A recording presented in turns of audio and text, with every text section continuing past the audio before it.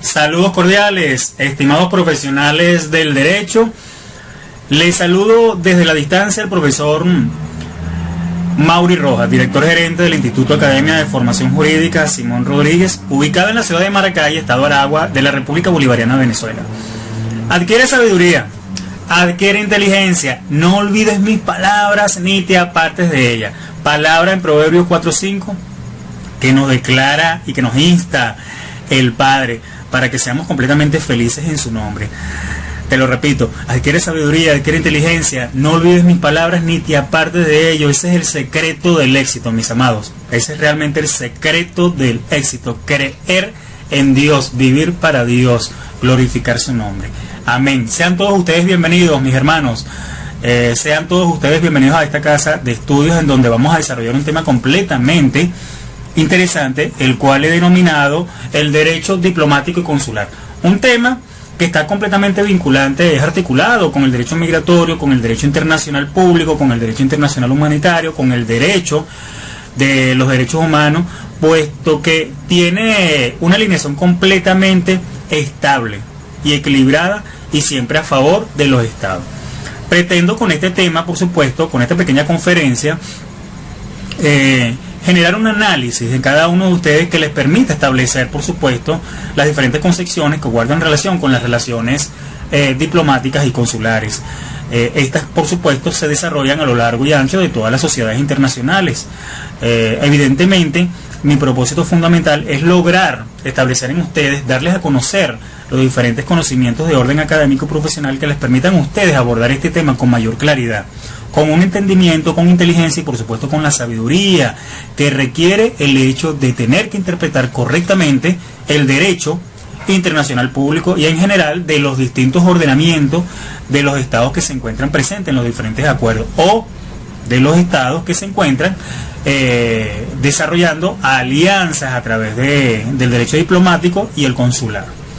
De los temas o de los tópicos que vamos a desarrollar en este evento formativo se centra en el hecho de hablar propiamente sobre el derecho diplomático y consular y sus diferentes generalidades, haciendo una expansión clara, abordando por supuesto áreas de desarrollo académico que son completamente necesarias para nuestra praxis y de la misma manera hablar en sí mismo o en sí misma de la institución consular como un medio propicio para fortalecer las relaciones internacionales entre los estados partes. Ahora bien, para dar inicio a esta pequeña conferencia es muy importante definir qué es el derecho diplomático y consular. ¿En qué consiste esta área o esta ciencia jurídica? El derecho diplomático es una rama del derecho público. Óigase, es una rama del derecho internacional público que regula el estatus diplomático, así como también las relaciones que se crean, óigase bien, las relaciones que se crean entre los estados. También establece y regula a los órganos, agentes encargados de las relaciones exteriores de manera completamente permanente o temporal. De manera permanente o temporal. Asimismo, estimados profesionales del derecho, el derecho diplomático establece las diferentes normas que regulan las negociaciones que estas representaciones han llevado a cabo. Sin embargo, es preciso, es muy conveniente establecer la diferencia entre el derecho diplomático y la diplomacia. Esta última, que es esencialmente la técnica, óigase, la técnica y el arte de conducir la política exterior de los estados, mientras que el derecho diplomático establece las diferentes normas y procedimientos que regulan las relaciones de los mismos. Repito nuevamente, a los fines de dejar claro esta definición. El segundo de ellos, que es la diplomacia. La diplomacia es esencialmente una técnica, es el arte de conducir la política exterior de los estados, mientras que el derecho diplomático es el establecimiento, la determinación de las diferentes normas y procedimientos que regulan las relaciones de los mismos. Ahora bien, las relaciones diplomáticas en sí mismas y consulares, por supuesto, presentan ciertas analogías. Ambas son un sistema de relaciones internacionales basadas en acuerdos entre sujetos del derecho internacional público. La Convención de Viena sobre las relaciones diplomáticas, que se establece o se estableció en el año de 1961, y la de las relaciones consulares establecidas en el 1963. Estos son convenios que recogen básicamente las facilidades, las prerrogativas de dichas relaciones. Ahora bien, ¿cuáles son las relaciones a las cuales me estoy refiriendo? Las relaciones diplomáticas y evidentemente las consulares, que son objeto de la presente conferencia. Hablar de las diplomáticas es, por supuesto, tener que mencionar que las relaciones diplomáticas pueden ser totalmente o en algunas oportunidades multilaterales o incluso bilaterales. Se rigen por el derecho internacional público. Las declaraciones generan, por supuesto, consecuencias y obligaciones por el Estado o para el Estado y representan al Estado en sí mismo. Se acreditan por cartas credenciales. Y las relaciones consulares, a diferencia de las diplomáticas, son completamente bilaterales. ¿Qué quiere decir esto? Que se rigen por el derecho interno y el derecho internacional público. Las declaraciones solo generan consecuencias de derecho interno, se dan dentro del mismo Estado y es una función de carácter meramente técnica. Y se acredita, a diferencia de las relaciones diplomáticas que se establecen a través de las cartas credenciales, las consulares se establecen por cartas patentes,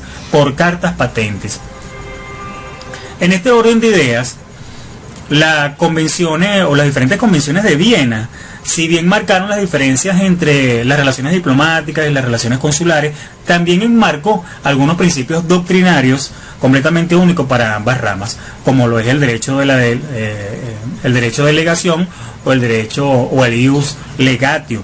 El derecho de delegación básicamente es la facultad, entiéndase esto, el derecho de delegación es la facultad que tienen los estados para enviar o recibir emisarios oficiales en representación de su propio gobierno. Tal derecho incluso puede ser utilizado libremente por todos los estados con personalidad jurídica internacional. ¿Ante quién? Ante otros estados. Básicamente eso es el derecho de delegación. Ahora bien, fíjense ustedes, ¿cuáles son las generalidades del derecho diplomático consular? ¿Qué debemos entender? ¿Por qué debemos abordarlo? O mejor dicho, ¿qué debemos abordar de una manera sustancial del derecho diplomático y consular? Uno de estos abordajes versa sobre las relaciones diplomáticas y las consulares en el marco de las relaciones internacionales. Actualmente, estimados profesionales, las relaciones internacionales son las relaciones de diversa índole que rebasan la frontera de los estados. Las relaciones internacionales, por supuesto, pueden comprender dos grandes tipos de forma. La primera de ellas es la interestatal y la segunda son las transnacionales. Cuando hablamos de las relaciones interestatales nos estamos refiriendo a las relaciones que existen entre los estados, mientras que en las relaciones transnacionales son aquellas que se llevan a cabo entre los diversos grupos o individuos de distinta nacionalidad que no gozan de personalidad jurídica internacional. Fíjense ustedes, tanto las relaciones internacionales como tanto las relaciones interestatales como las relaciones transnacionales o internacionales, el Estado cumple una función completamente importante. En general, escúchese, el Estado funciona como un elemento regulador, dado que establece las normas del ejercicio para los diferentes particulares a los fines de mantener las relaciones internacionales completamente sanas y saludables y en armonía con las normas jurídicas. Dentro de las relaciones interestatales podemos distinguir dos grandes campos que son muy interesantes de reconocer, que son las relaciones interestatales bélicas y que son las relaciones interestatales completamente pacíficas. Dentro de las relaciones interestatales pacíficas, las relaciones diplomáticas, escuchen, las relaciones diplomáticas y consulares son completamente prioritarias,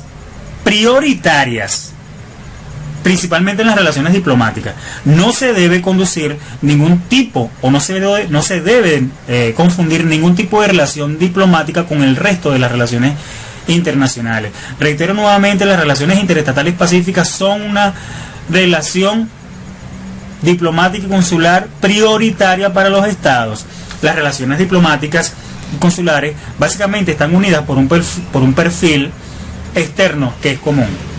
Por supuesto, ante todas las relaciones diplomáticas y consulares van a establecerse y llevarse a cabo por el órgano que autorizado por el derecho interno, es decir, el derecho nacional, el derecho del Estado, cumplen una función completamente de política exterior para el país. El personal que se ocupa de las relaciones diplomáticas y consulares, en su nivel más alto tiene y va a estar unido administrativamente, es decir, juntos los diplomáticos y juntos los efectos consulares. Pero existen ciertas analogías y diferencias entre la coordinación de las relaciones diplomáticas y evidentemente de las relaciones consulares.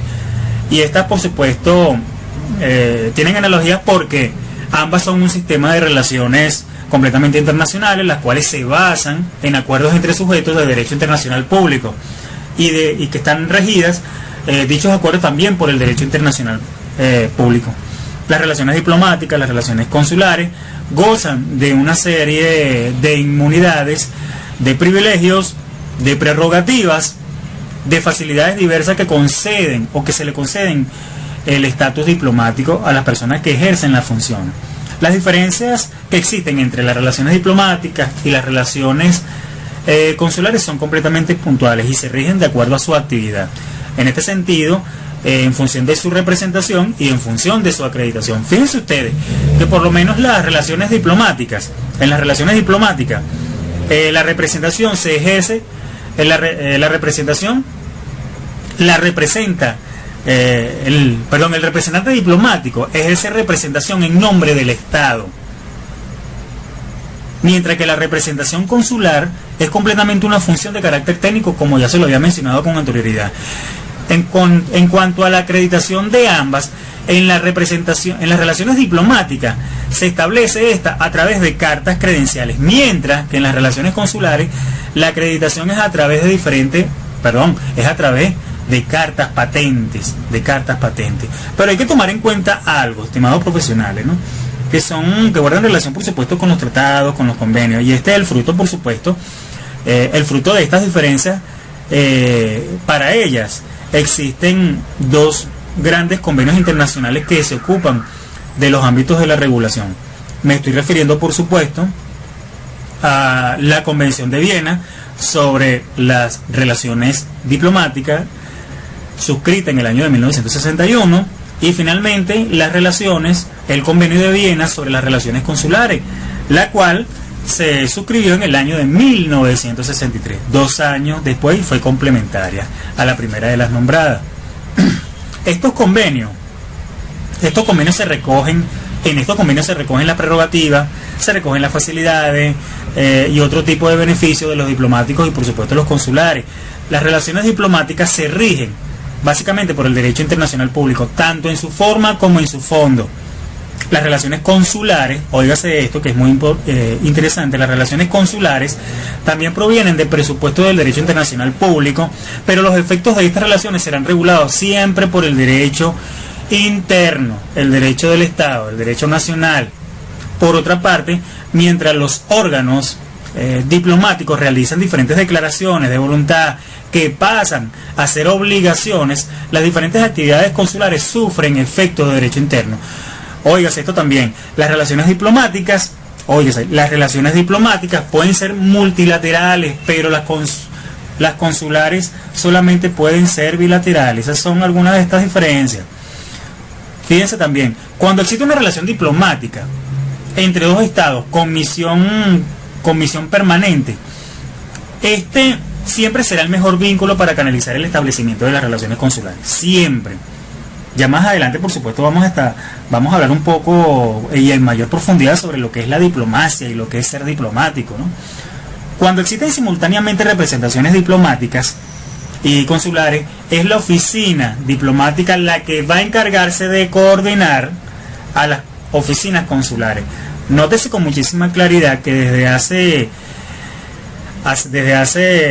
rato insisto en que las relaciones diplomáticas y las relaciones consulares no son lo mismo, pero van de la mano.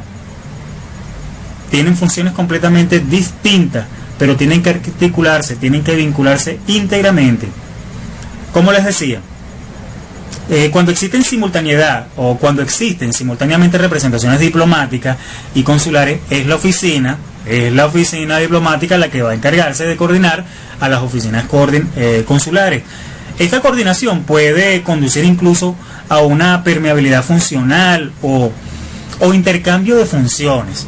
Esto, por supuesto, está recogido y permitido por los diferentes convenios que ya les había comentado: el Convenio de Viena de 1961 y el Convenio de Viena de 1963. Les invito a que investiguen un poco de ello y se nutran de esa información para que se apropien de ella. Hay ciertas nociones y requisitos básicos y delimitación de la diplomacia. ¿Cuáles son? La diplomacia básicamente descansa sobre dos elementos profesionales. El primero de ellos es la representatividad y el segundo de ellos es la negociación pacífica. Estas, por supuesto, deben darse previo cumplimiento de dos requisitos completamente pertinentes, y estos son la relación entre dos sujetos de derecho internacional público y los órganos o personas para la acción diplomática, que deberán de gozar de una representatividad debidamente otorgada. Esto tiene mucha importancia en la diplomacia multilateral. Estos son básicamente los requisitos que deben cumplirse para que la diplomacia pueda desarrollarse ampliamente sobre los conceptos y sobre los elementos que le acabo de señalar, es decir, la representatividad y la negociación pacífica. Estimados colegas, pienso que es muy conveniente, es preciso diferenciar la diplomacia de otros conceptos, por supuesto afines como relaciones internacionales, afines con las relaciones internacionales. La diplomacia siempre será la relación internacional, pero esto no ocurre a la inversa. También hay que distinguir la diplomacia de política exterior. En todo caso, no debemos confundir la diplomacia con la política exterior ni con las relaciones internacionales. La diplomacia se resume básicamente en un modo particular. La diplomacia se resume en un modo particular de realizar ciertas facetas de política exterior, que van, por supuesto, estrictamente vinculadas al derecho internacional público y más concretamente al derecho diplomático. De una u otra manera, en la doctrina actual, las diferentes definiciones de diplomacia siempre van a subrayar su condición de medio para realizar buena parte de la política exterior, así como de medio de cooperación y resolución por supuesto, medio de resolución pacífica para controversias, evitar futuras controversias.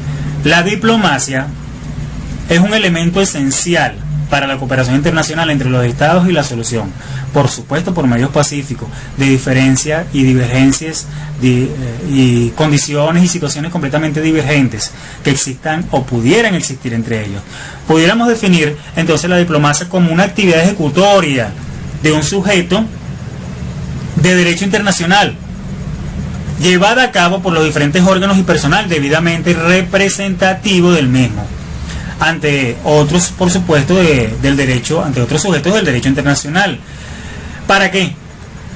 Por medio de la negociación, por supuesto, para alcanzar, para mantener e incluso para fortalecer la paz, por supuesto, debiendo como finalidad de la diplomacia esta última, fortalecer la paz.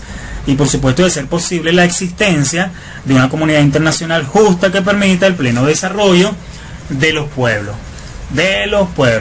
Les invito a ver un video ilustrativo que guarda relación sobre la Convención de Viena y las relaciones consulares, así como también un punto de vista de un profesional del derecho que tiene una visión completamente amplia con respecto al tema que hoy estamos tratando.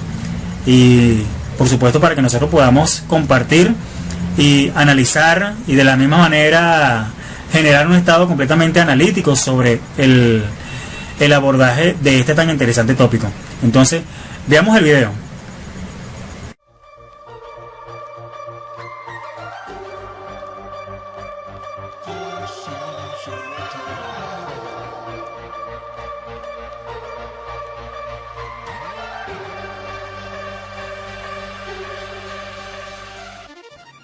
Hoy vamos a dar inicio a un conjunto de 12 comentarios sobre derecho internacional público.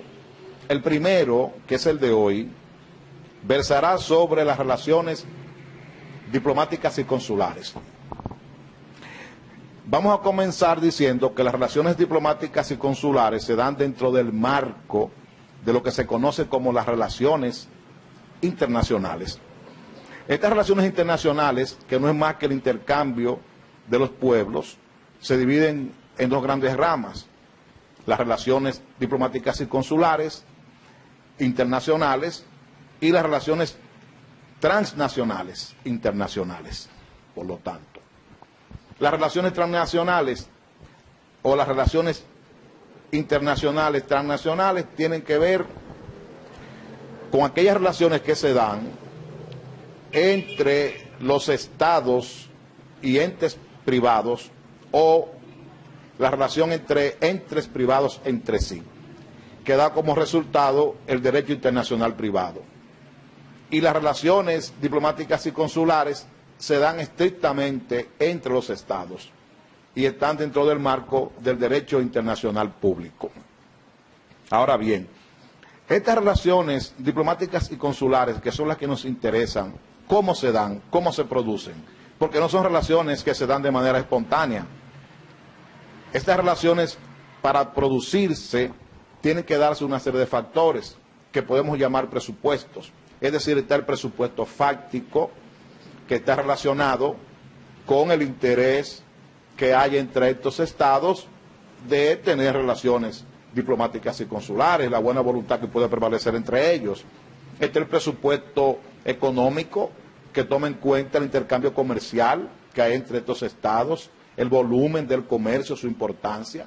Está el presupuesto sociológico, que tiene que ver con sus afinidades, digamos, étnicas y culturales, el intercambio que haya entre los ciudadanos de estos estados que quieren entrar, formalizar sus relaciones diplomáticas y consulares.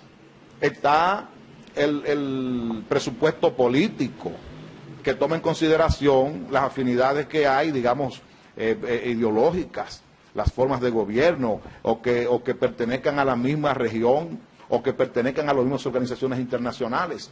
Y está el presupuesto jurídico, que seguramente es el más importante de todo, y es que para que se produzcan relaciones diplomáticas y consulares tiene que ser entre estados soberanos. Es decir, que a partir de estos presupuestos, pues, que se pueden ser uno o dos, que haya coincidencia, pero también pueden ser concurrentes, podríamos hablar entonces de que hay un ambiente favorable para las relaciones diplomáticas y consulares. Ahora bien, estas relaciones diplomáticas y consulares se realizan a cabo dentro de un marco de regulaciones. ¿Cuáles son estas regulaciones?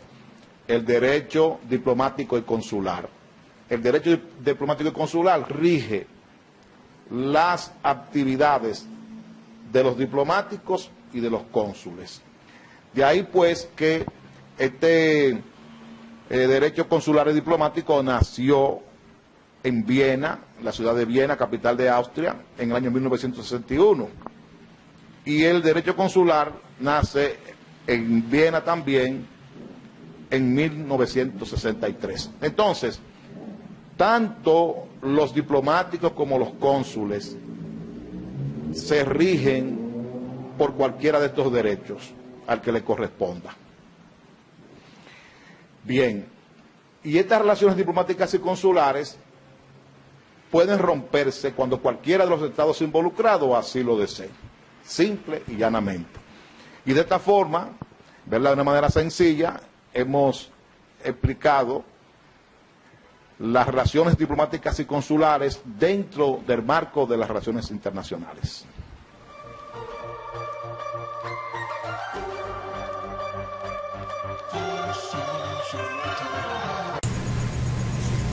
Bueno, visto y escuchado las reflexiones, las interesantes reflexiones del doctor Casandro Fortuna, quien es experto en Derecho Internacional, nos corresponde a nosotros ahora dialogar sobre el derecho consular. Un derecho consular que necesariamente tiene que ser definido. Y en este orden de ideas podemos hacerlo de la siguiente manera. El derecho o el consulado es una institución jurídica de carácter internacional que consiste en el establecimiento de un órgano de la administración pública del Estado.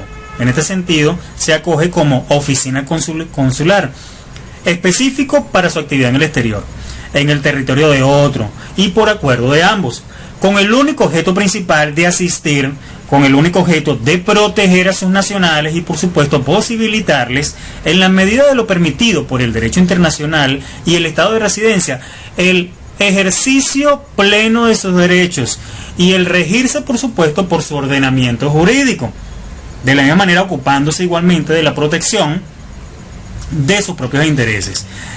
En este sentido, va a siempre procurar mejorar las relaciones humanas, mejorar las relaciones mutuas, mejorar las relaciones existentes entre los estados. Pero ¿cuál es el contenido normativo del derecho diplomático y consular? Pareciera que fuese bastante sencillo, mas no lo es. Dentro de su propia estructura requiere de un fundamento completamente lógico, coherente y apegado a los diferentes estatutos o mandamientos o articulados establecidos en los diferentes convenios de Viena. El primero de ellos, por supuesto, es el proceso de formación de las normas del derecho diplomático y consular. El valor de sus fuentes, muchachos. Y cuando hablo de las fuentes, me estoy refiriendo a las fuentes normativas del derecho diplomático y consular. Hay que tener en cuenta que las fuentes normativas del derecho internacional público son el tratado, son la costumbre, los actos unilaterales de los estados, los actos formativos de las organizaciones internacionales y, por supuesto, los principios generales del derecho. Y esto es un tema que ya habíamos hablado en una conferencia anterior. En el derecho diplomático, lo habitual, óigase esto porque es muy importante, en el derecho diplomático lo habitual es que sus normas surjan de los diferentes tratados internacionales, debido, por supuesto, a su vinculación histórica con el Estado, mientras que en el derecho consular se va a nutrir de la propia costumbre internacional. Es por ello que debe entenderse con muchísima claridad que el valor de las fuentes del derecho diplomado, del derecho diplomático y consular es el mismo. Es el mismo, el valor de las fuentes. También la efectividad de las normas del derecho diplomático y consular. En este sentido hay que tener una idea de su propia aplicación. Es decir, de la aplicación de las normas del derecho diplomático a los fines de fortalecer las relaciones mutuas de los estados. Este derecho establece, por supuesto, el mínimo respeto hacia él durante las diferentes duraciones y mantenimiento de las relaciones amistosas entre los diferentes estados, que son completamente necesarias. Ahora, dentro de las posibilidades, dentro de la permeabilidad de lo que es el desarrollo académico y profesional en cuanto al ejercicio se refiere de la actividad consular, es importante reconocer cuáles son sus funciones que implican la representación y que implican la negociación. Las funciones diplomáticas se dividen en normales y excepcionales. Óigase, las funciones diplomáticas se dividen en acciones normales y acciones excepcionales. Aquí nos vamos a ocupar de las funciones normales, que son las más importantes. Estas funciones adquieren o aparecen recogidas en el Convenio de Viena, específicamente en el artículo 3, numeral 1, que dice o que establece que las funciones de una misión diplomática consisten en representar al Estado enviante de una misión diplomática, en proteger en el Estado receptor los intereses del Estado acreditante y, por supuesto, sus ciudadanos, negociar con el gobierno del Estado receptor, informarse de todos y por todos los medios lícitos de las condiciones y evolución de los acontecimientos que ocurran en el Estado receptor y, por supuesto, enviar informes al respecto del Estado al Estado enviante. Tiene que promover las relaciones amistosas, tiene que desarrollar las relaciones económicas, tiene que promover las acciones culturales y, por supuesto, la científica entre ambos estados. Pareciera que, como lo he comentado, ¿no?, que es una situación sencilla, mas no lo es.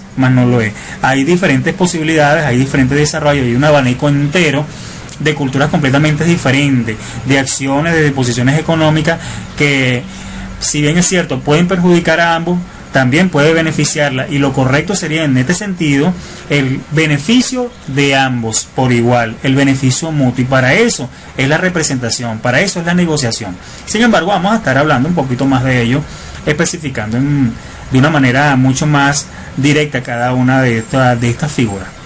Al hablar de la representación, fíjense ustedes, esta es necesaria para poder representar al Estado que acredite la condición del jefe de la misión, ya que él, por supuesto, siempre va a estar dotado siempre va a estar dotado de una autoridad que es completamente suficiente para hablar en su propio nombre. Actualmente el jefe de la misión asegura las comunicaciones entre su gobierno y el gobierno ante el cual está acreditado. Es decir, es un intermediario en la comunicación entre ambos. Esta representación hace que el jefe de la misión represente al Estado en diferentes actividades jurídicas, llámese los tratados, llámese por supuesto ante la justicia y en todos aquellos en donde su presencia sea requerida. La representación de tipo jurídico por supuesto no va a necesitar autorización ni fórmula específica de habitación.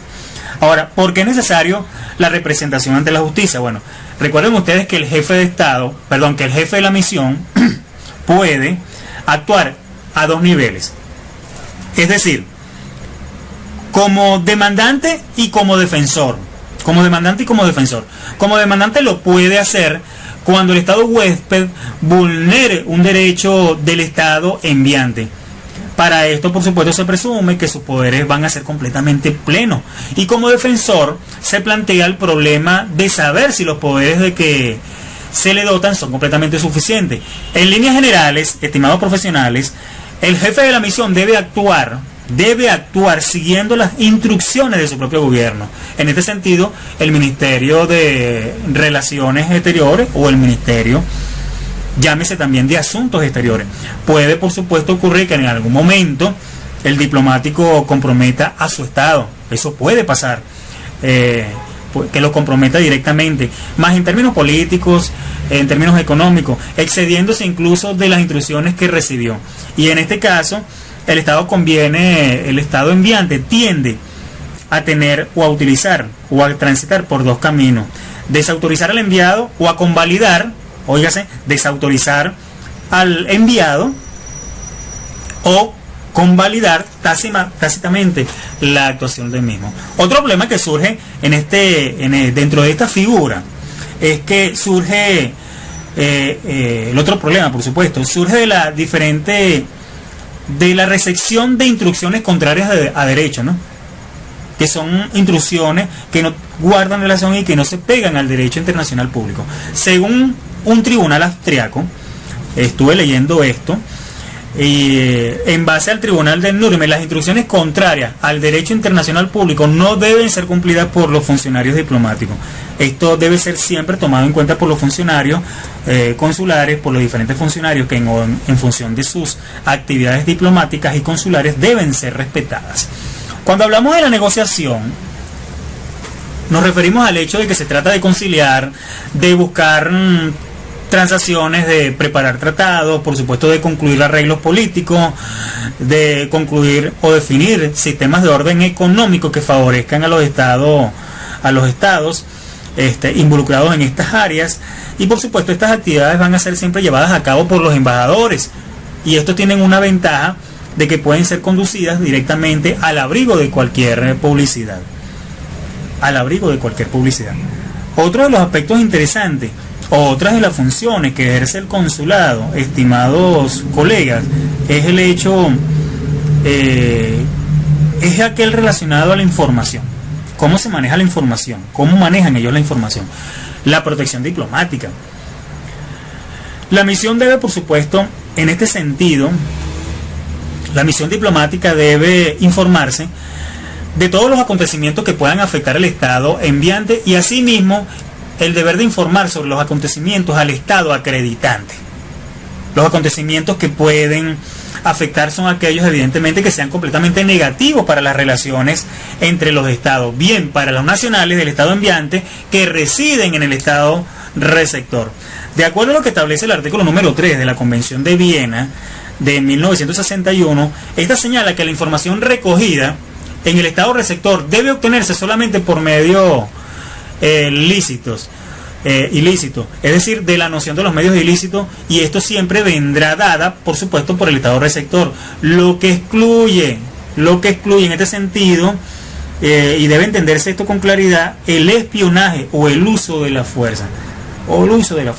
Otro de los asuntos de interés que particularmente me llama la atención es el hecho de que siempre Lo anterior dicho siempre va a variar en el país en donde es la consideración, es decir, en donde se maneja ese secreto de cierta información, con lo cual la discrecionalidad pasa a juzgar los medios ilícitos. Y esto es demasiado amplio, es un tema completamente amplio que se maneja a nivel de Estado y por supuesto comprende aquellos hechos relacionados con la seguridad nacional. La información no solamente consiste en recaudar datos y enviarlos al país de origen, también tiene un segundo plano, es decir, se puede entender también como el establecimiento de repercusiones de los hechos sucedidos en un estado acreditante de acuerdo o en cuanto al estado receptor. Esto por supuesto es una proyección de imagen del estado enviante, y en este sentido, muchachos, los diplomáticos son el completo apoyo en las visitas de sus personalidades de su país de origen al estado receptor y viceversa. Los diplomáticos también pueden ejercer un derecho de representación ante los diferentes medios de comunicación que ellos consideren, por supuesto, de conformidad a la realidad de su país. Otra de las funciones que se ejercen, por supuesto, es la protección diplomática, y esta a su vez puede contemplarse de dos maneras. La primera de ellas es la protección general de intereses de los nacionales, es decir, el estatus general de la colonia en el estado de huésped, y abarca, por supuesto, las condiciones o las distintas condiciones generales de las visitas turísticas y de negocio.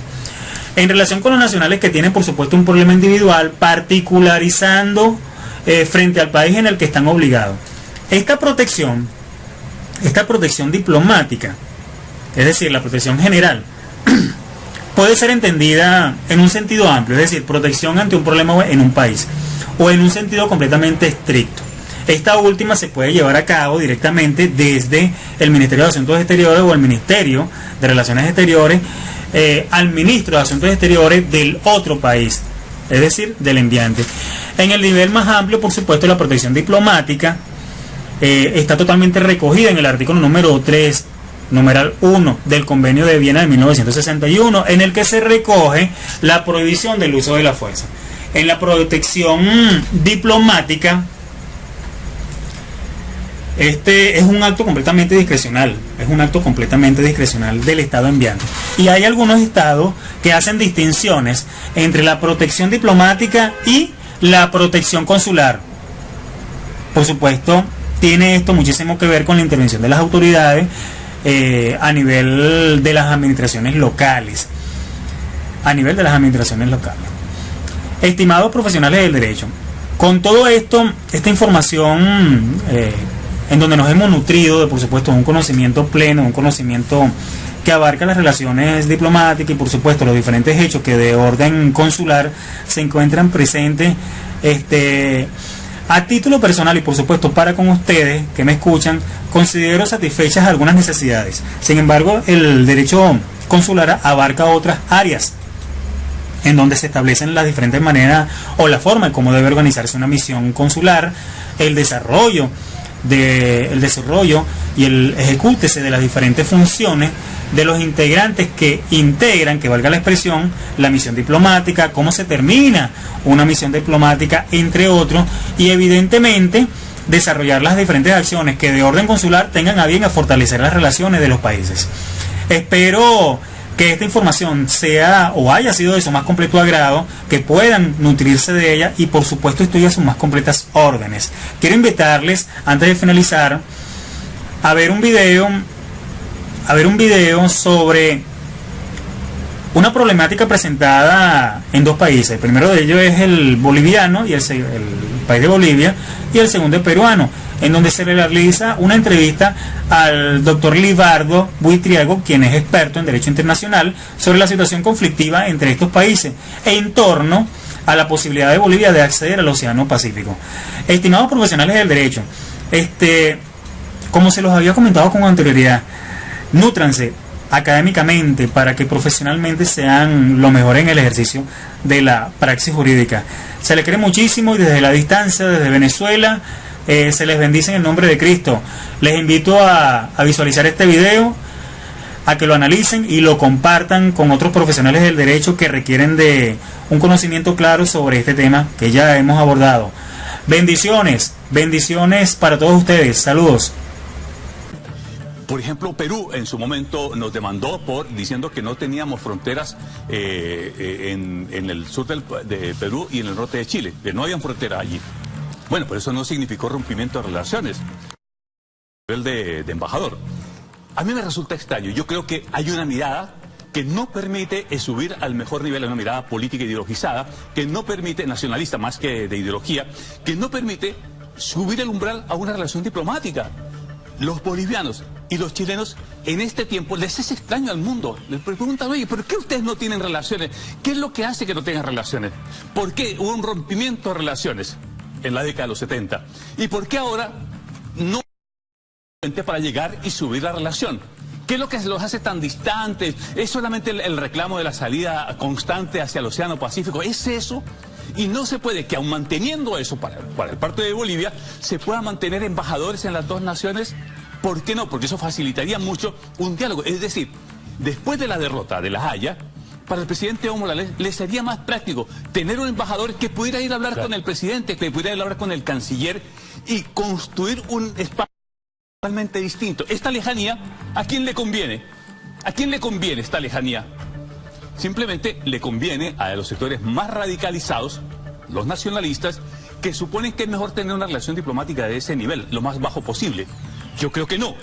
En estos tiempos presentes, en donde hay tantas cosas por trabajar, por ejemplo, los corredores bioceánicos, por ejemplo, el gas, por ejemplo, hay otras cosas. Pero si yo planteo el gas, me dicen, bueno, ¿y entonces por qué no le planteamos a Carlos Mesa gas por territorio? Que había algunos que pensaron que eso era posible. Varias veces. Pero ¿sabes qué, Rayén? Eso tiene una situación que es inviable. Porque tú no puedes cambiar algo que es que el gas tangible, ¿no es cierto?, que se puede acabar por algo que no se acaba con el territorio. Entonces es muy complejo, no es canjeable entre sí mismo. Tú no puedes un bien perecedero canjearlo por un bien constante como es el territorio. Y hay una situación mayor. Creo que el presidente Evo Morales, hacia futuro, en lo que le queda de mandato, yo no sé si vaya a ganar la elección, está ubicado en el partido. Ahora, les digo lo siguiente, ganando Evo Morales o ganando Mesa, no va a cambiar sustantivamente la relación entre Chile y Bolivia. No va a cambiar. Derivada, por cierto, de lo que nos decías de la Constitución. En el fondo, cualquiera sea el presidente, tienen que insistir en aquello. Lagos tuvo que interpelarlo a Mesa, y decirle relaciones aquí y ahora. Ustedes recordarán esa frase tan dura que tuvo que lanzar. Lo que quiero decir es que no es porque ganando, si es que ganara Mesa la elección y la presidencia de Bolivia, vaya a cambiar la reclamación de Bolivia. Ahora, pero me queda la sensación, me parece a mí, a la gente acá en Chile, que Mesa es más moderado, porque a Evo Morales, yo no sé si lo han pintado o se le ha visto en los hechos, que es un poco más insistente, más sensación, ¿no? Yo creo que no. Yo creo que los dos, uno es más radical en las formas y otro es un poco más terco en el modo. A ver, Mesa tiene una forma sutil de decir las cosas, exmandatario, ha venido acá. ¿Dónde está ubicado Mesa políticamente? Centro. Es una persona centro. Evo Morales está a la izquierda. ¿Sí? Pero yo situaría ideológicamente al expresidente Carlos Mesa. Pero la mala noticia para Chile es que ni Evo ni Mesa resuelven el problema. Es decir, cualquiera de los dos que gane, pareciera ser que estamos condenados a que Bolivia mantenga la misma distancia que tiene respecto a Chile, porque para ellos está por delante la reclamación y que Chile le dé certeza que va a avanzar en otorgarles la salida soberana hacia el Océano Pacífico, porque si no, no hay relaciones diplomáticas. Y debería ser al contrario. Ellos lo han puesto sobre la mesa, o sea, tengamos relaciones diplomáticas, sí y solo si conversamos la soberanía, una salida soberana al mar. Antes de que la pusiera en la mesa, el expresidente Lagos en su momento le dice relaciones aquí y ahora.